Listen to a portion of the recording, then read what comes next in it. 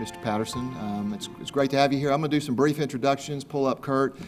He's going to read some bios, and then I've got a brief presentation, and we'd like to hear from you, and we probably have some questions for you. I think well, you're going to get introduced in a moment. I just want to introduce you. Met Commissioner Van Hooser from Ward 6, and Representative John Enns, who's one of our state representatives here. And I think you probably, the rest of the folks are senior staff. Kurt, you want to come on up? Kurt Rogo is our consultant on economic development and yes, legislative affairs. And of course, Brent Kisslings works for economic development for us at ERDA. Go ahead, please. Thank you, Gerald. Of course, we're privileged to have the Director of Transportation for the Oklahoma Department of Transportation in our city today and give him a briefing. I want to introduce him real quick, and maybe not necessarily to say a few remarks now, but after the city presentation. Mike Patterson was appointed Executive Director of the Oklahoma Department of Transportation in March of 2013.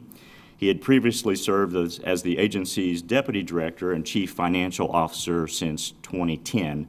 He began his career with the agency in 1980 as the Deputy Comptroller, moved up to Comptroller in 1984, and became the Assistant Director of Finance in 1999. He served 10 years as ODOT's Director of Finance and Administration before his promotion to Deputy Director. Patterson is a native of Oklahoma City and holds a bachelor's degree in accounting and master's degree in finance from the University of Central Oklahoma. Patterson currently serves as Vice Chair of the Standing Committee on Finance and Administration for the American Association of State Highway and Transportation Officials. He also serves as a member of the Board of Directors of the Oklahoma Employees Credit Union.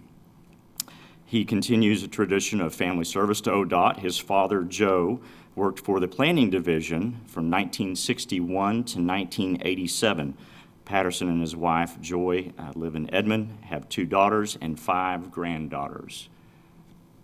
Mr. Patterson, welcome to Enid.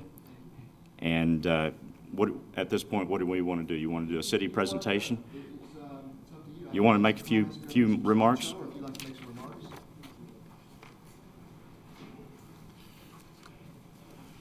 Thank you, Kurt. I appreciate the introduction. I always talk to Tammy about handing out the long intro. I like the short intro. Well, it is a pleasure to be in Enid.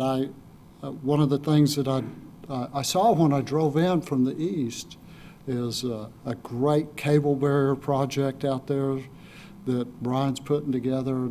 It makes me hearken back to when we first started the cable barrier projects, and it was on Lake Hefner Parkway. If anyone is familiar with that stretch of road in Oklahoma City, and we put that cable barrier up for the first time not with the support of the federal government, but we did it anyway just because we felt like it was a needed area, because we had a lot of crossover accidents on the Lake Hefner Parkway. And at that same time, we had in excess of 30 fatalities a year for head-on collisions on crossover accidents on divided highways. So much so that, one 3-year period we had in excess of 100, and then last year we had 6. So it's made a huge difference in our state, and we do care about safety. We do care about economic development. And it's always good to come to Enid. I was here, I think, 9 months ago or something, spoke out at the on a breakfast meeting, and it's good to be with people who enjoy good transportation, who understand the vitality that transportation brings to economic development, all the while wanting safety and the safety amenities that are needed, as we see out with the Coke project that you guys have put together with Coke Industries, and the needed safety improvements that Brian's making there for trucks to access the property.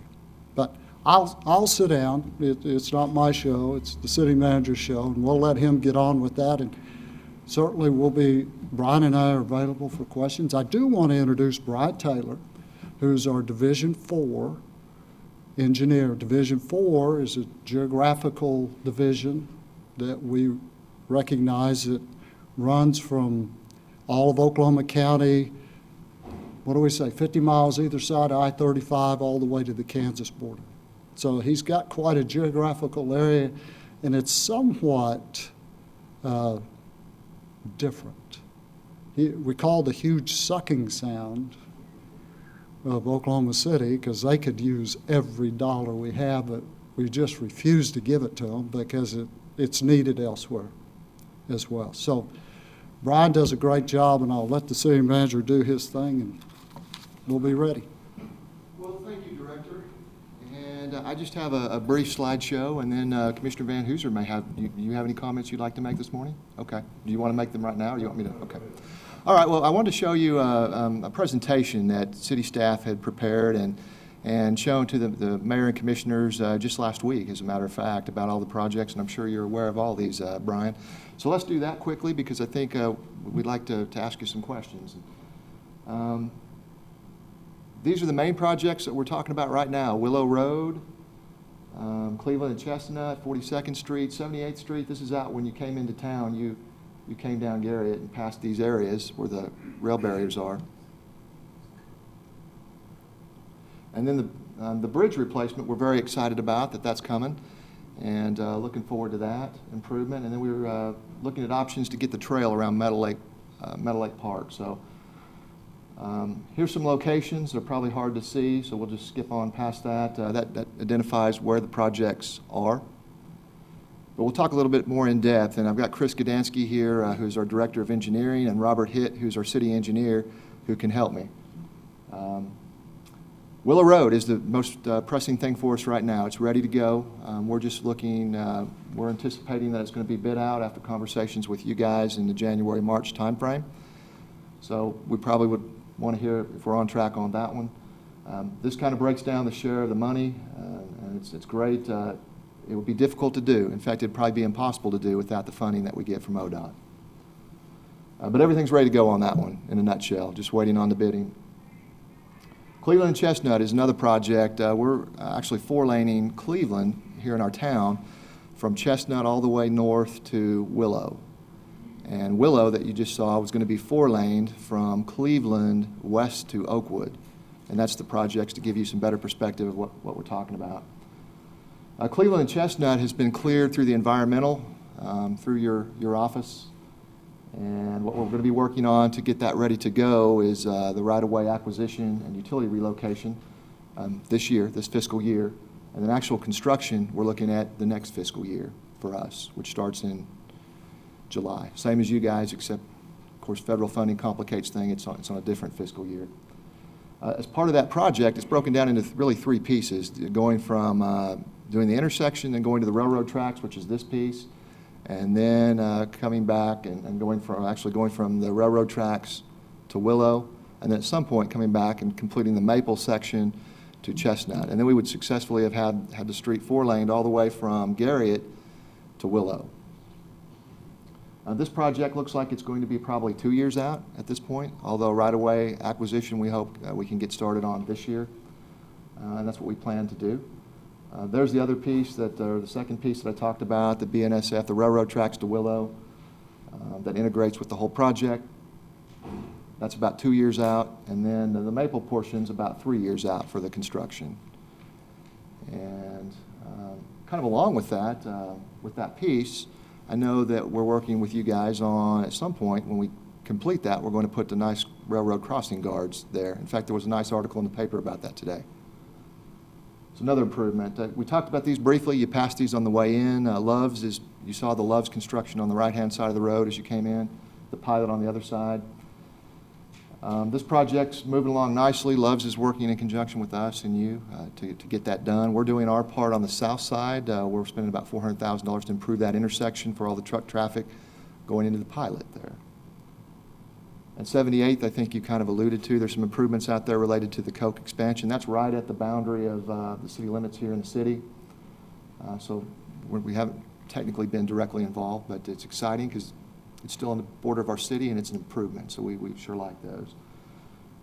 The overpass, we're excited as that gets closer. I know your engineers have been talking to Chris and our folks, doing some preliminary work on that. We know there's going to be some changes, but the great thing that the people can know is that there's going to be a nice new overpass there at some point. And so probably if you want to elaborate a little more on that, that'd be great to hear for the folks. And we're tracking that that's about 3 or so years away.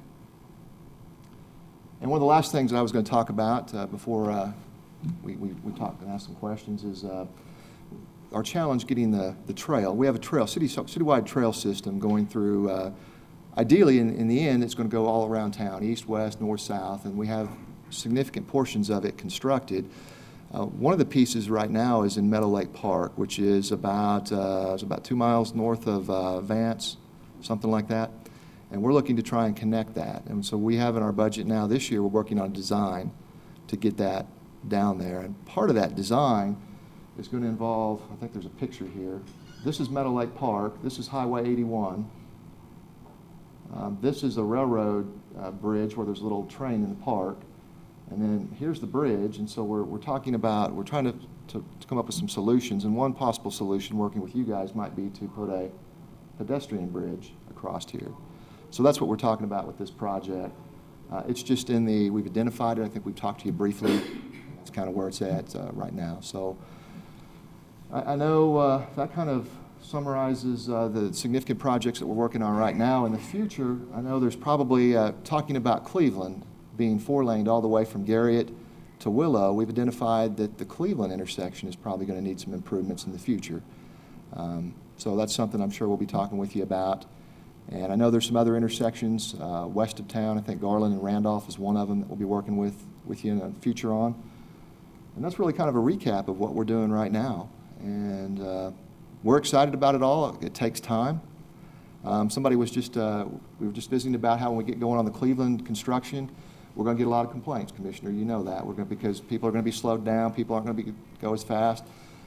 But what we'll all have to remember and keep telling people over and over, this is progress. And when we get to the end, just like I think you were talking about with your residency, it's going to be all worth it. It's going to be wonderful.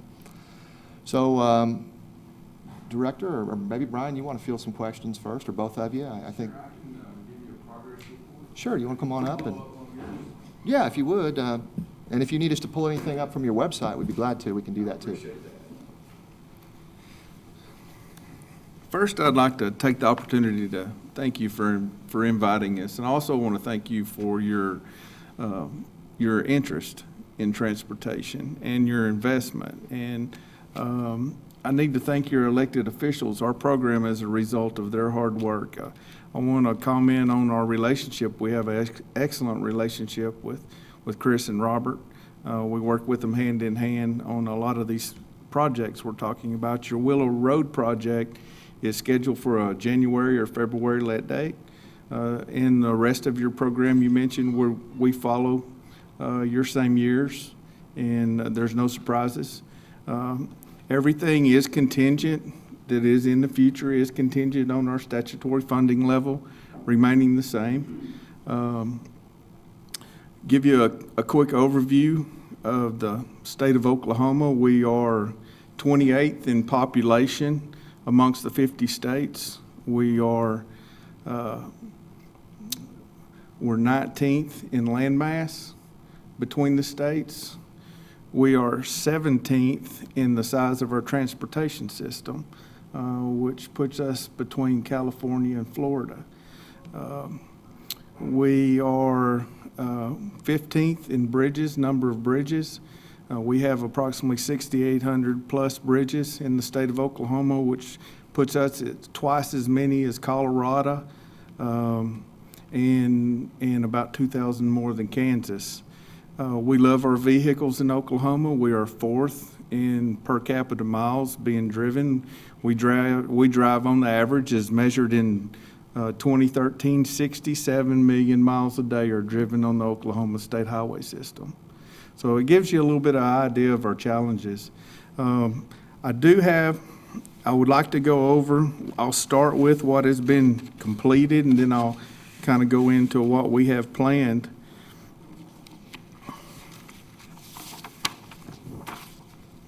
Since 2012, we've completed or awarded over 22 major bridge repair or replacement projects within this region. 11 resurfacing contracts for a total of about $71 million since 2012, and I'm including Grant and Garfield County together. Not listed in this is the local government projects that we're talking about when we're talking about Willow Road widening or Cleveland Chestnut intersection. Those are local government projects. The other projects that I'm not including in this category are our traffic safety projects or our bridge. We have a bridge program where we paint and repair joints, so that's not included within those numbers.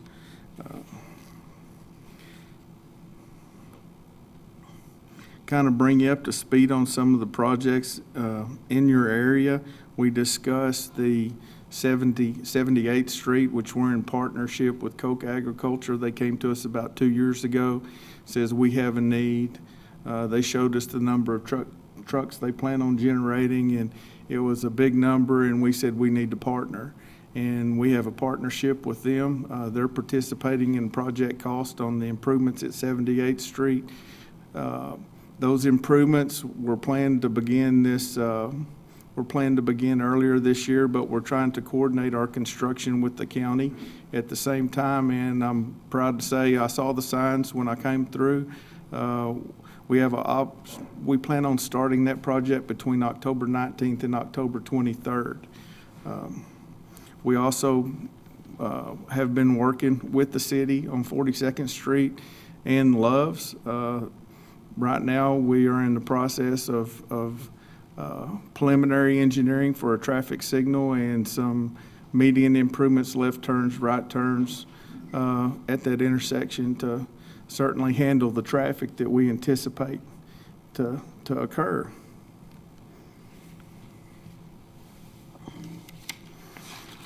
Our 8-year plan, and I have copies of it, and I'd be more than happy to give you copies of it, is a list of our priorities for the area.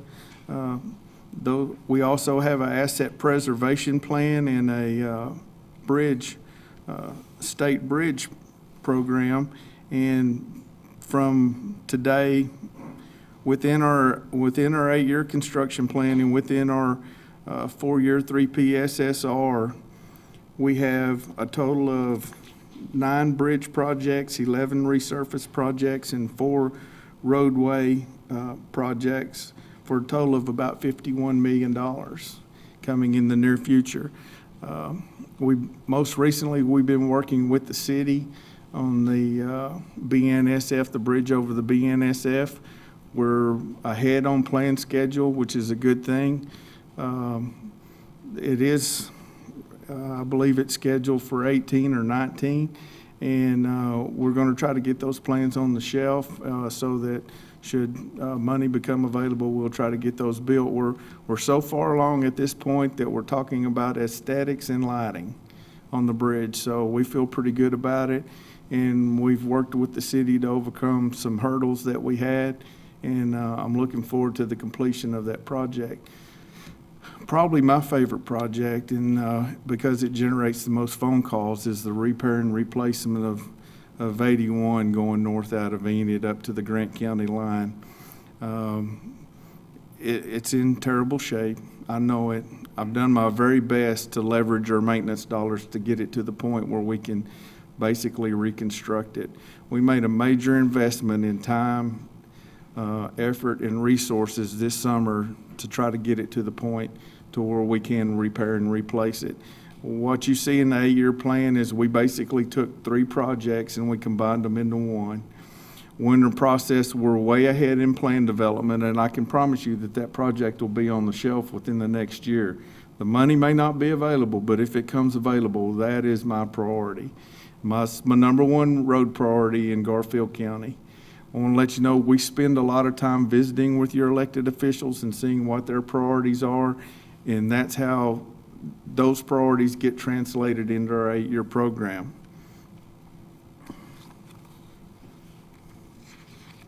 There's some other projects that were not included that may be of interest to you. We have a lot of work taking place in Kingfisher, you may travel US 81.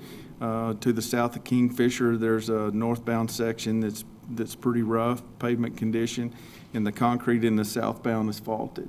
We have a project next year to hopefully replace that 3 miles south of Kingfisher on that divided 4-lane and bring the lanes up to the same elevation, north and south. Also, there's a $30 million project on 74 that is in addition to the project leaving the turnpike. It is scheduled for the fall of 2017 to finish the connection to the project we're working on now. State Highway 74, we've made a major investment in maintenance-wise over the last several years. We've done a lot of overlaying of that area. I did bring a map to give you an idea, and I'll be happy to make copies of it, but if you have any questions, I'll answer your specifics. I made this map this morning to kind of give you an idea. The orange is what we've completed. The yellow is what is yet to come. The nice thing is there's a lot of orange and yellow on this map. And these are heavy maintenance projects. And these heavy maintenance projects, they're not in our 8-year plan, they're in our asset preservation plan. And they're like my fire hose to put out fires, and they also give me the ability to do timely maintenance, to preserve and protect our investment. And these heavy maintenance projects get us to the point where we can reconstruct. Our priorities have been bridges, and rightfully so, and it's reflected with our 8-year construction work plan. As a result, our payments have been set aside, or they've become deteriorated to the point that we're recognizing this, and our emphasis is slowly switching from our promise to take care of the bridges, which I've been assured my job depends upon it, and I do promise you that I will have the structurally deficient bridges taken care of within Division 4. And give you an idea, I started out the year with 96 at a meeting in Ponca City, and today I'm going to tell you at the end of the year I'm going to be down to 52 structurally deficient bridges. We're hitting the time frame where a lot of projects we started on early on, we're making headway on. The problem is most of the bridges that are left are very complicated, very expensive, and they've taken a lot more pre-engineering. So I'm down to the tough ones, and but we've knocked those numbers down, and we do. I can promise you that Division 4 will do its part of making our promise a reality to the elected officials and the people of the state of Oklahoma. I'll be more than happy to answer any questions that you may have. I may know specifics on your projects, I may not, but if you don't wish to ask them now, I'll definitely be available. I'll be here until you're gone, so I'll be more than happy to help. Right, I have a quick question. Just to follow up, tell us more about the overpass. It's more than just the overpass. Is it 9 miles up to, you going to the state, so the Grant County line or something? Okay, we have we have 2 projects of significance. There's some smaller ones. One of them is the bridge over the BNSF, which is a separate project. We're looking at a cost estimate between $9 and $10 million to replace that bridge. As part of that, we're going to go a short distance either side till we catch grade. But that faulted concrete and the shrink swell in the roadbed, we do have a project scheduled for the 8-year construction work plan to replace all that. Originally, it was put in as a shoulder project, but over the years, it become evident because of the truck traffic generated by the energy sector, it's going to need a lot more than that. So we changed that project from what was a reconstruct on the north and a shoulder on the south to basically a reconstruct from, I'm going to say, Willow north to the Grant County line. And then we also have some heavy maintenance that takes place overlaying from Pond Creek up through Jefferson all the way to, I believe, 60. And so that corridor is a priority for us, and it's my number one priority as far as the roadway project in Garfield County. If you've driven it recently, you would probably agree. Yes, sir. On behalf of the commission, let me also welcome both of you to our fine city. We very much value the relationship we have between the Department of Transportation and the City of Enid. Clearly, we believe in Enid. When you believe in transportation, when you live in rural America, if you can't get in and out of here, you're nowhere. So it's very important to us, and the projects that we partner with you on, we value very much. The project that's coming up the quickest is the Willow Road project. That one's near and dear to me because it's in my ward, and it's also where I live. So kind of a question and kind of a comment that I wanted to make today while you all are here.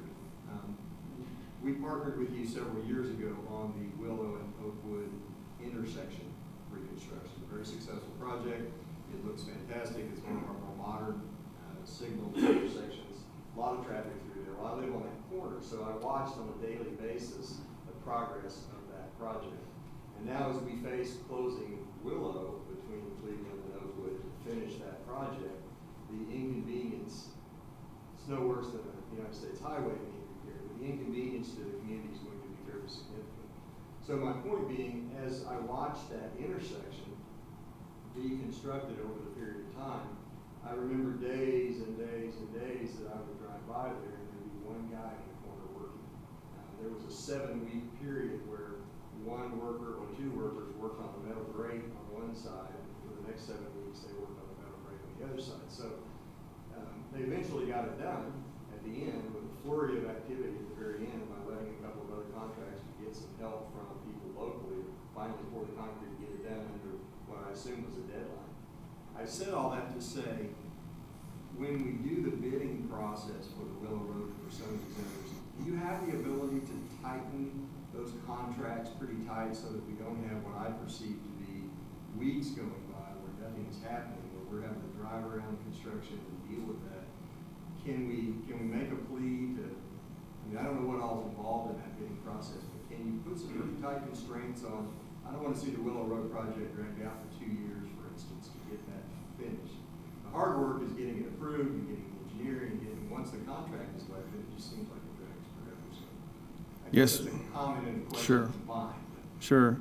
And being the division engineer over the economic center or the metro area, I understand where you're coming from, and I understand the traffic volumes you're dealing with. There are a lot of tools at our disposal to make those things happen. They cost a lot of money. We're talking about lane rentals where the contractor actually has to rent the lane as long as it's closed. We do that on a regular basis. We talk about putting monuments, setting a monument, a milestone, if you will, for completing a certain deal because it opens up a section of road, or not allowing them to close something while something else is open and closed. And that's something, there's a lot of tools available, being able to set those milestones and charging rent for when he has a lane closed. There's also liquidated damages involved, and you can put complete buy dates. Everything costs money. The more milestones, the more lane rentals you have, you pay for that as part of the contract. And if that's something you're interested in, I've got a guy that works for me I need to put you in touch with that is about as good as any in the state of Oklahoma. His name is Joe E. Kelly, and he's the construction engineer for Division 4. And we talk about these things on a daily basis, and we can provide you with basically a list of options that are available. I will tell you that it runs the contract cost up considerably, but there are benefits when you start figuring in user cost. And user cost is the delay created to the folks who are using the intersection. But we would be more than happy, and I'll basically volunteer Joe to work with the city and work with yourself to come up with some milestones and some incentive disincentives.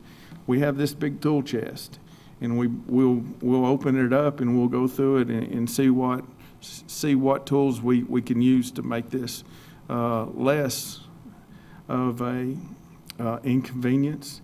But with progress comes inconvenience when we're talking about highways. And but I would love to partner with you to come up with a solution.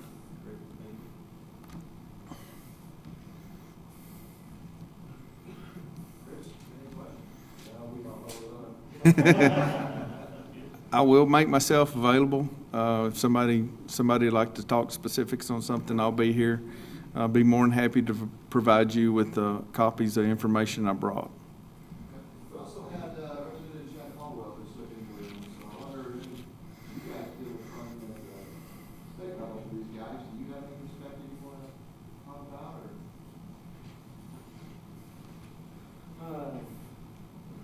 I realize that. Thank you so much.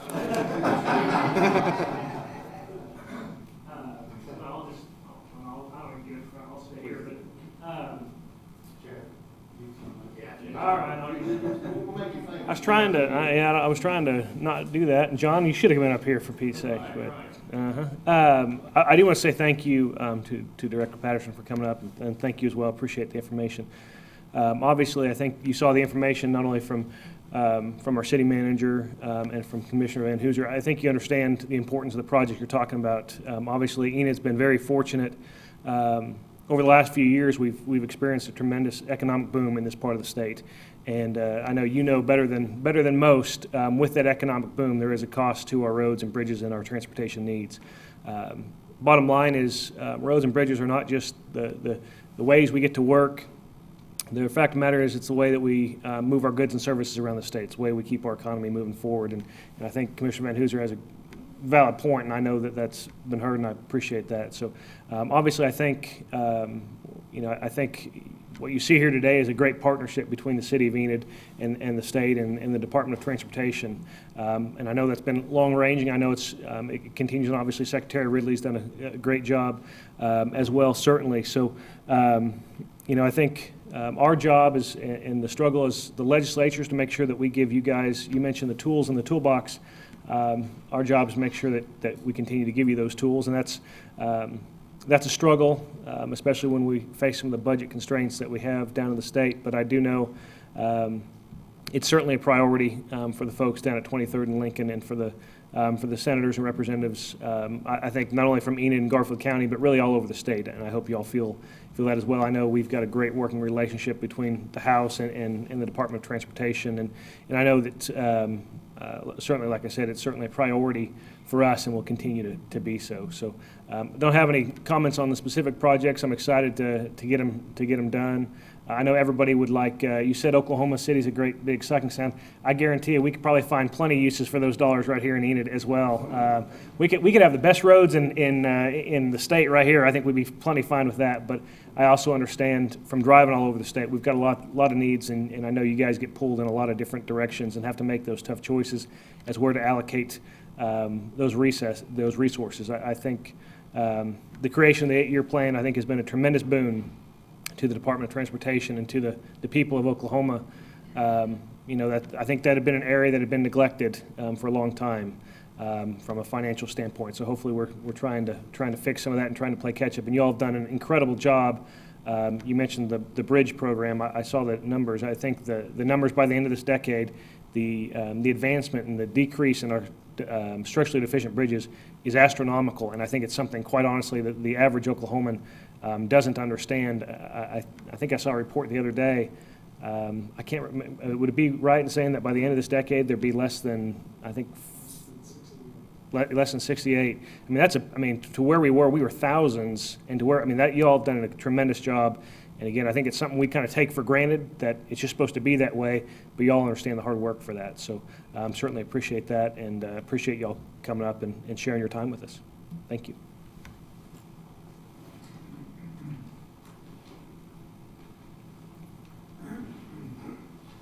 Well, Got a little microphone over here if you want to use it. okay, yeah, that'd be great.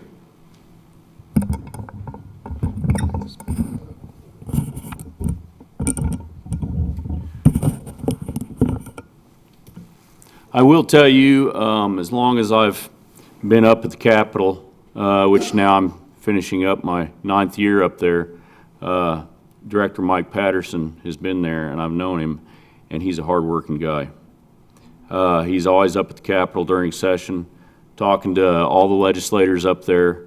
I can call him, and he will call me back at the drop of a hat. He is very accessible. We have a great director. And of course, he came in on the heels of Gary Ridley, who is another great director. But I will say that, of course, this past year, everybody knows the budget constraints that we had the past year. In the House, Chad and I are in leadership. We're kind of rural. There's a lot of other members in there that are on leadership that are in the rural areas. And so we get the infrastructure program and how necessary it is for us to get funding out to the rural areas. Well, on the flip side, you've got the Senate. The Senate was wanting to come in last year and really hammer ODOT. And in the House, we were like, no, we can't do that. And so we did stand up for you guys, and we got you what we thought we could get you. And of course, this next year, I've heard anywhere between another $1 billion to $2 billion shortfall, just basically oil and gas industry and farming. But I don't think it's going to be that much. $1 billion to $2 billion, that's pretty astronomical. I don't think it'll be that much, but that's just one person talking. Obviously, anything can happen in the Middle East and drive oil prices back up, which would help Oklahoma, obviously. But we understand, and of course, as far as I'm concerned, I am an ag producer, which that's where I've got to go right after here. But out in the roads, I get all kinds of people in the farming industry that are saying, look, our equipment's getting beat to pieces on these roads. We're driving a semi down the road and it's getting shaken to death. And of course, again, with all the oil and gas play the last several years up in this area, what happens? Roads go downhill.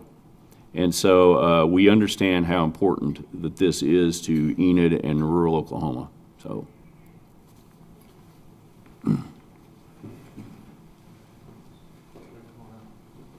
Just a couple of things on the economic development side, if you don't mind. I have some very specific examples. And Mr. Patterson, thank you so much for coming today. And for those of you who don't know, he's going to be speaking at our Development Alliance luncheon here in a little bit, the Country Club as well.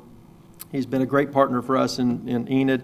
And I was kidding before we came in that I love working with Brian as well because he always says yes to everything we ask for. But one of the reasons why that's the case is that for Enid, we tend to not ask for things until we really need it. Whether it's Aeronautics Commission, ONO, or something with transportation, we tend to make sure that it's something that's happening. We don't want a road to nowhere in our area. We want to make sure something has been built. And I've got a couple of very specific examples of how transportation affects economic development in the area.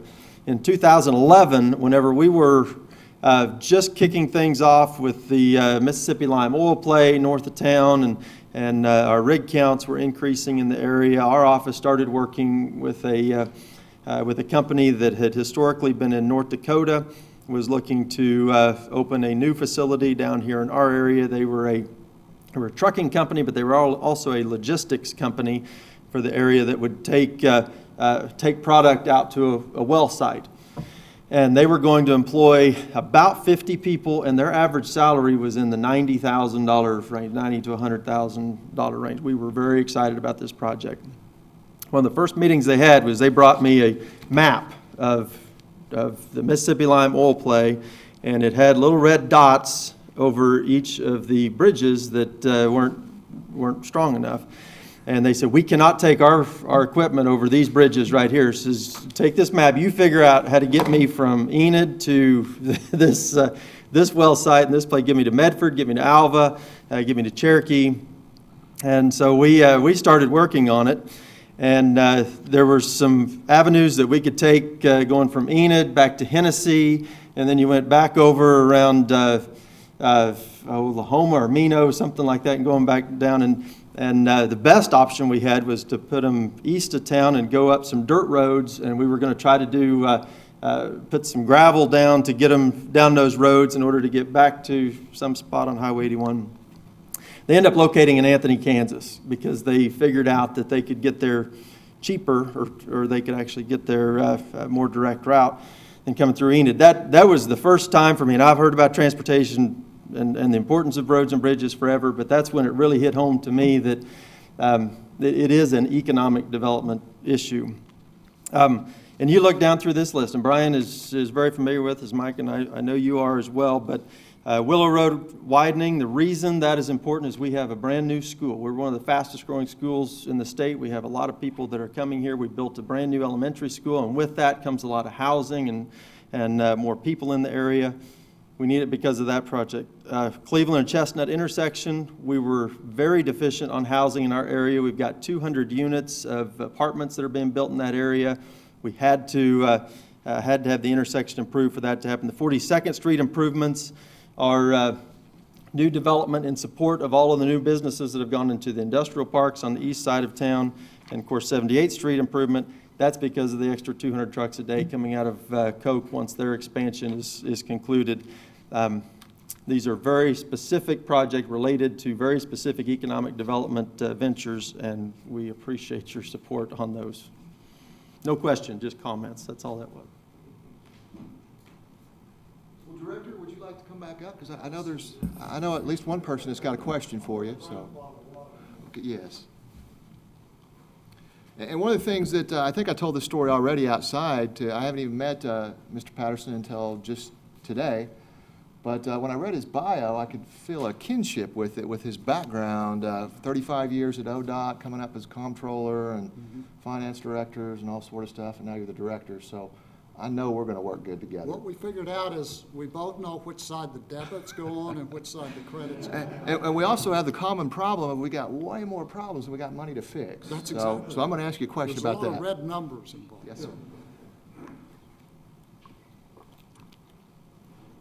I'll tell you what, excuse me, and I mentioned earlier, it's always a pleasure to talk to folks in Enid. You're one of the communities in Oklahoma that understands what it means to invest in yourselves. And the projects that we laid out earlier and got updates on and talked about, it's all about investing in yourselves. There are some communities, not in Oklahoma, but in other places, that might say, well, what are you going to do for me? I don't have any money and I don't want to do anything and I just need you to come fix it for me. But that's never been the case here in Enid. It's always been, we want to partner, we got this, and what can you do to help us get it across the finish line? And we're willing, everybody in this room would be willing to help anybody who wants to help themselves, and that's where we find ourselves.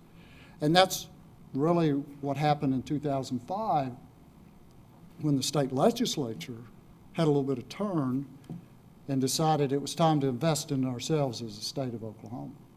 Up until that point, we had this constant dollar coming to ODOT, state dollars of $200 million.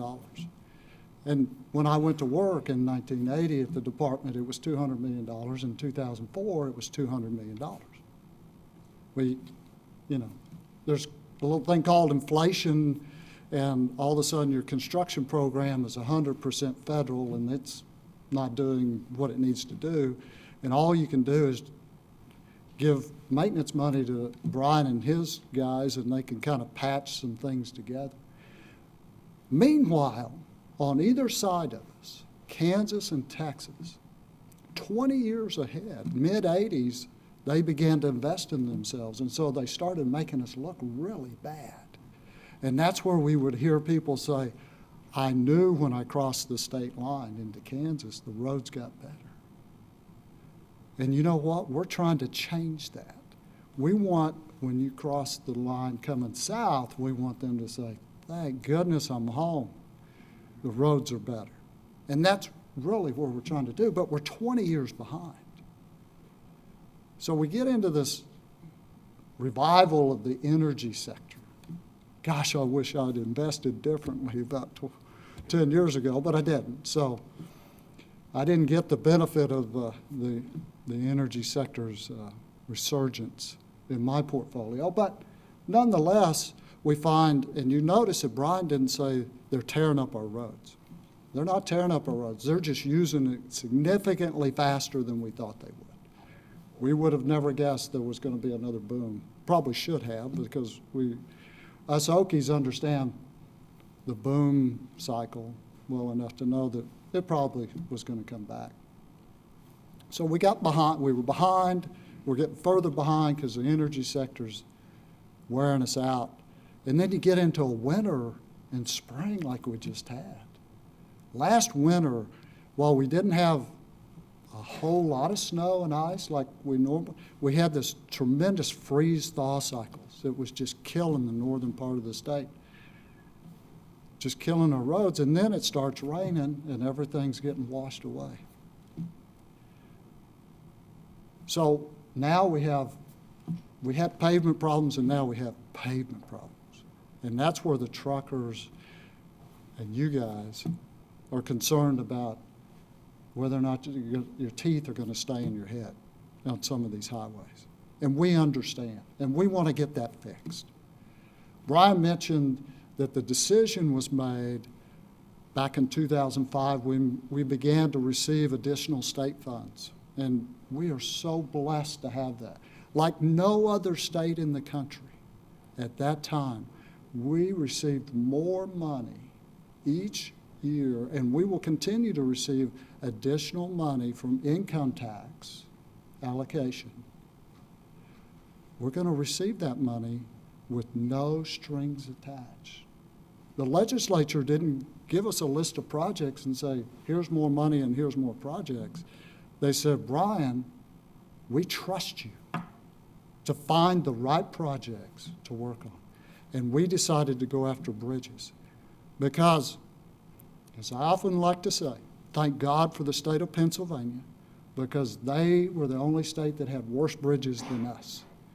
And so we were able to put together that bridge program that we've all heard about, 1,168 structurally deficient bridges in 2004.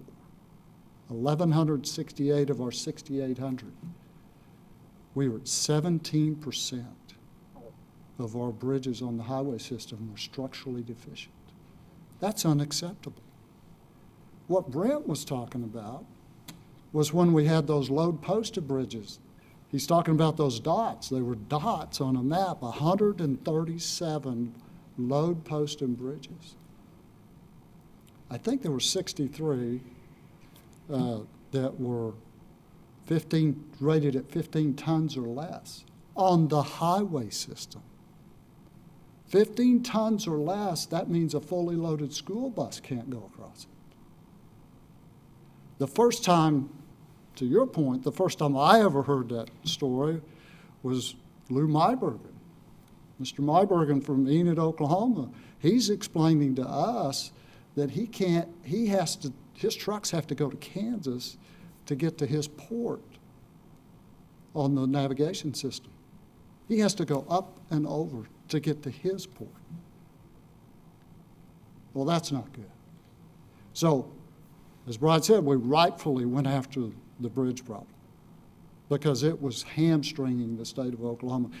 I like to say you can have a good road and a bad bridge. You can't get across a river, but you can have a bad road and a good bridge and get across the river. That's where we find ourselves. The current 8-year plan that was just approved by the commission in September, you began to see how by 2020, the legislature asked us for a goal. We said we would be at less than 1% of our bridges will be structurally deficient. So that's why Representative Caldwell, I said 68. 6,800 bridges will be at less than 1% by 2020. To get to less than 1%, Brian says that he's going to be at his new number, I hope. I know you will. His job depends on it. So does mine. But to get to that point, you have to understand it's not a static number, because all of our bridges are inspected no less than every other year. Every 2 years we have to inspect every bridge. Some of them we have to inspect once a year. We've had some bridges that we've had to inspect on a daily basis just because of their condition. So when our inspectors go out and inspect bridges, sometimes we find more structurally deficient bridges. So when he says he's going to go down by, if we're going to go down by 100 in a year, we actually have to work on 200 to get to that 100, because we've got to keep some of these bridges from going structurally deficient.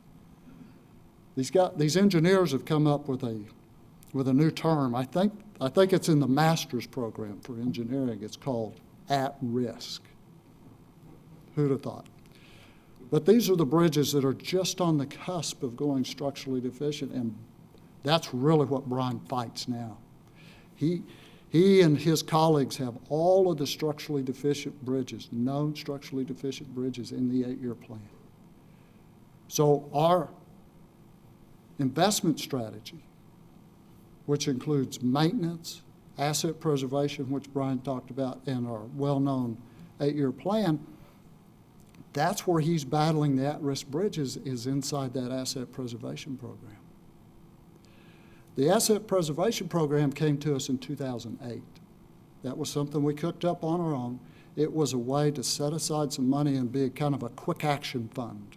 There's an economic development term, a quick action fund, that Brian would have this set aside, and when he saw a bridge going bad, he could jump on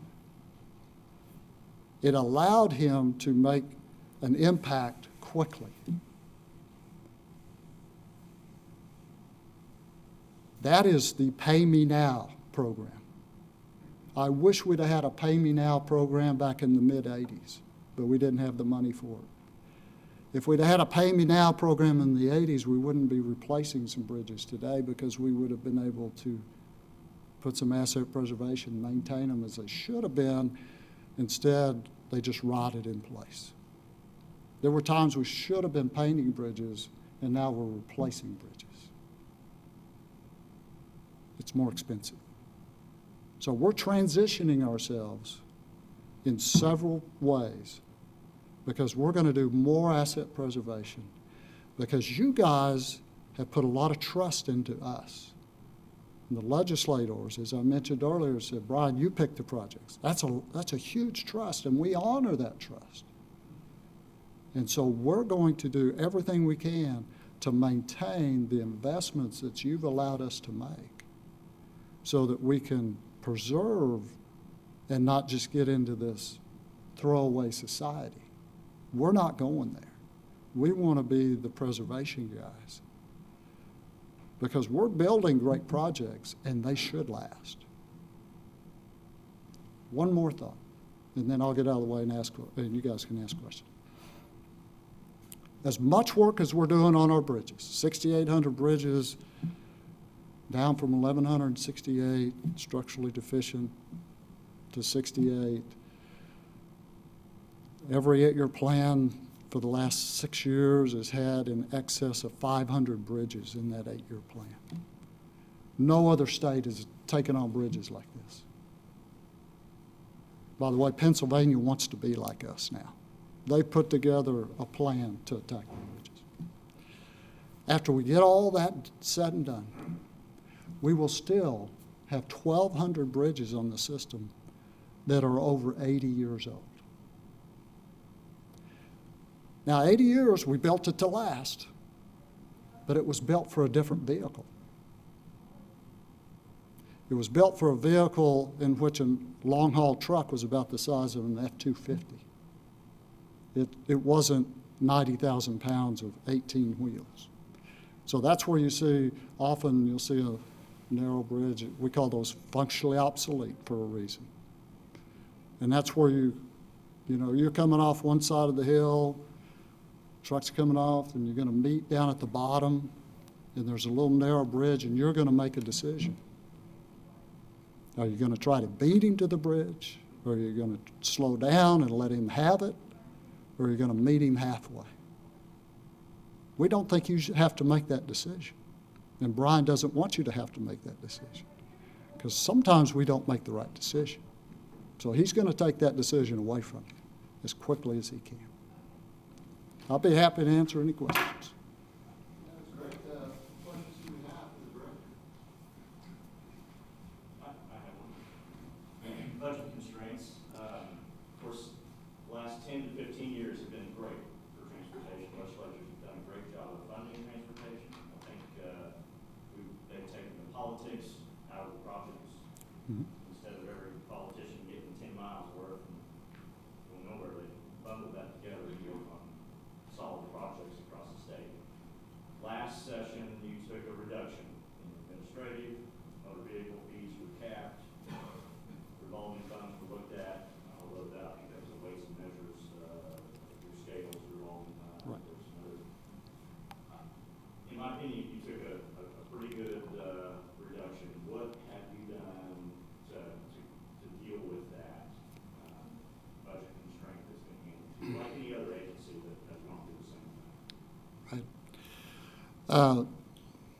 And that, you're exactly right. Let me back up just a little bit prior to last year, because we've gone through this. There were a couple of years in which ODOT took reductions and other agencies didn't. And that's fine, that's part of the decision. And when I say reduction, I don't want anyone to believe or misconstrue this. We're very appreciative of the additional money because we're making an impact, because Brian and his team, they know exactly what they need to do and what they want to do, and it's all, as he said, it's all about the money. So please, nothing I'm saying is, don't take it in the form of whining, because even with the reduction in motor fuel tax and the difference between what the legislature is providing to us in motor fuel tax of $184 million and what we should have received of $214 million, that's a $30 million difference. From income tax, we're receiving an additional 59.7 or $60 million. So the agency is receiving $30 million more than we did the previous year. It's not the $30 million there's $30 million that we had thought we were going to receive. And that's really where you get into this whole deal, because as we sit down and rebalance the 8-year plan, or we rebalance or budget, if you will, the asset preservation plan, which is a 3-year plan. We're projecting out what we statutorily should receive. So as we look at the 8-year plan and rebalance it next year, next May, June, July, we're going to be projecting out what we will anticipate the legislature providing us. I don't think it's going to be the $200 million motor fuel tax. I think it's going to be something less. I think it's even going to be less than the 184 we're receiving this year. So it's going to establish a new level of revenue. So as we rebalance the plan, we will be establishing fewer projects in the out year. Every project that's in the plan will be done, but how many new projects will be introduced will be a challenge. Now, I will also tell you, to your question, what have we done? Well, we were on an effort to replace all of our gasoline vehicles with CNG to save money. There's a cost to save money. We are cutting back on that program. With the governor's support, she got us started on it, and she understands that we're going to have to reduce our equipment buy. We've reduced the number of employees that we're going to have on staff. We're not going to lay anybody off, but we are going to reduce the number of employees we have. Interesting note, just for history, history tells us at one time we had 4,300 employees. When I went to work, we had 3,400 employees. Today, we have 2,300 employees. And we've been able to do that because we outsource a lot of our effort. We have embraced technology over the years. A survey crew doesn't require 6 people anymore. The chain gang will be 1 or 2 people. So we're able to embrace some technologies. We're going to continue to look for those kinds of opportunities. There's some things that we can do that sound good but don't mean much monetarily to us, but we can do those things as well. I also want to compliment you on your website. I think it's phenomenal. You can pull up the different areas of the state and look at the 8-year plan and detail. Every project is in detail how much it's going to cost. I just think it's wonderful. I wish we would have had that 15 years ago. Well, And Kurt and I talked about this the other day. We're really proud of our new website. It was a long time in coming. I wish we'd have had it 15 years ago. The technology wasn't there, as robust as it is. I wish we'd have had it 5 years ago, but we were doing other things. But I would encourage you to go to the website and take a look at it. It does have the 8-year plan.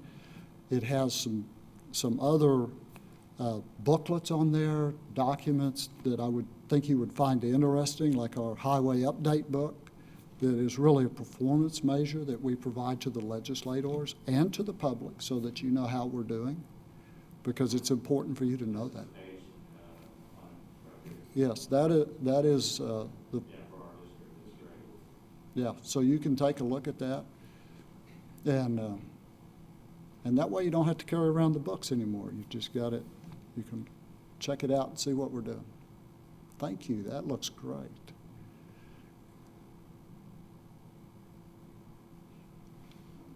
Any other questions? Yeah. All right, well, thank you so much. Thank you. Director. And I think we'll have some closing comments. Commissioner Van Hooser, would you like to make any closing comments, or? Again, we just appreciate you being here, your support meeting. It makes a big difference to us. You know, we have the same budget problems that everybody has, and we're gonna see some decline, I think, in the future. So we're excited about the projects that are in the works, and thanks again for coming out. Yeah, with that concludes the meeting, so glad you came